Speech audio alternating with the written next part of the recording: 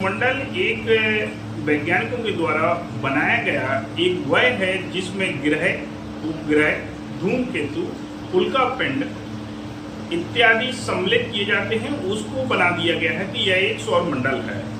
और सौर मंडल हमारा ब्रह्मांड में है दोस्तों। ब्रह्मांड बहुत ही बड़ा है और अभी अथाह है। हमारे जो वैज्ञानिक लोग हैं वो दिन प्रतिदिन उसमें खोज में लगे हुए हैं और खोज करने के उपरांत ही यह 8 ग्रह को निर्धारित कर पाए हैं दोस्तों। 8 ग्रह में एक पृथ्वी जो ग्रह है जिसपे हम रह रहे हैं दोस्तों, तो पृथ्वी ही 8 ग्रह में जीवन यापन करने के लिए, जिस पर जीवन संभव है या जीवन चल रहा है, वो ओनली अभी पृथ्वी है दोस्तों। भविष्य में और अन्य ग्रह पर वैज्ञानिकों के द्वारा अच्छा प्रदर्शन जारी है कि वह किस तरीके से जीवन यापन की संभावना तलाश रहे हैं दोस्तों।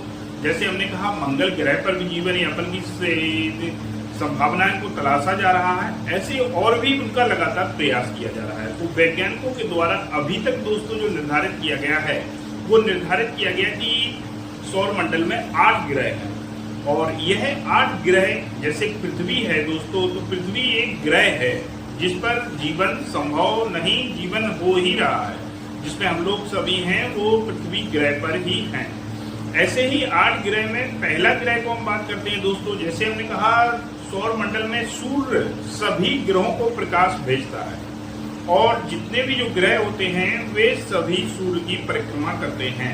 पृथ्वी हो या शुक्र हो या बुध हो या बृहस्पति हो या अरुण हो या वरुण हो, ये कोई भी ग्रह हो, वो सब परिक्रमा करते रहते हैं सूर्य की।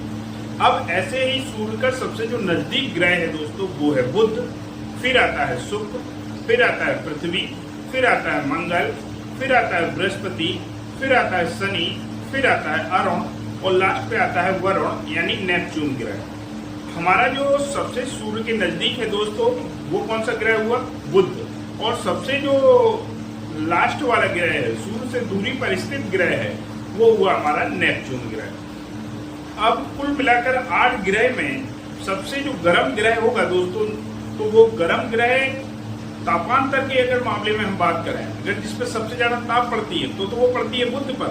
लेकिन गर्म शुक्र ग्रह कहा जाता है क्योंकि वहां थोड़ा कार्बन डाइऑक्साइड की मात्रा ज्यादा पाई जाती है। और जहां कार्बन डाइऑक्साइड की मात्रा पाई जाती है तो वो